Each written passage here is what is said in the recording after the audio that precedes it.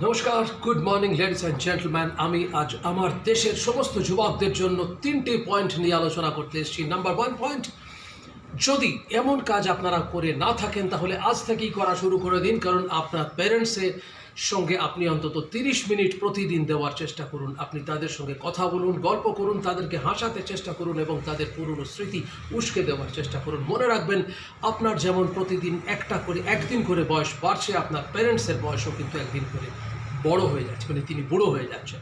Number 2, কোনোদিন চেষ্টা করবেন আপনার প্যারেন্টসের সঙ্গে বা আপনার অভিভাবকের সঙ্গে উঁচু আওয়াজে বা জোরে গলায় কথা না বলতে, কারণ তারা যদি দুঃখ পান, তাদের চোখ থেকে যদি একটু জল পড়ে আপনার কারণে, সেই জলের ফোঁটা আপনার तमाम জিন্দগিকে বরবাদ করে দেওয়ার জন্য যথেষ্ট ক্ষমতা রাখে।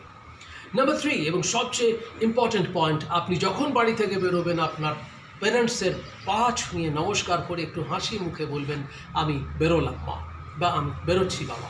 কারণ তাদের মুখের সেই হাসিটা আপনাকে অন্তর থেকে যে দোয়াটা ওনারা দেবেন বা আশীর্বাদটা ওনারা দেবেন, ওই আশীর্বাদের ক্ষমতা এতটাই যে সেই আশীর্বাদকে টালবার অর্থাৎ ভেঙে ফেলার ক্ষমতা स्वयं श्री कृष्णेरों ने।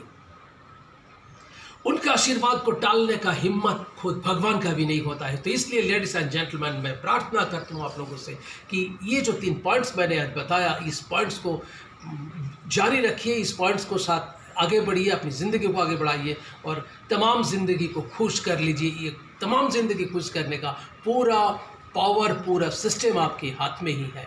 तो अगर मुझे अच्छा लगा है, যদি আমাকে ভালো লাগে, আমার চ্যানেল সাবস্ক্রাইব করবেন, লাইক শেয়ার কমেন্ট করতে ভুলবেন না, আর আমার সঙ্গে থাকবেন এই অনুরোধটুকু রইল। নমস্কার।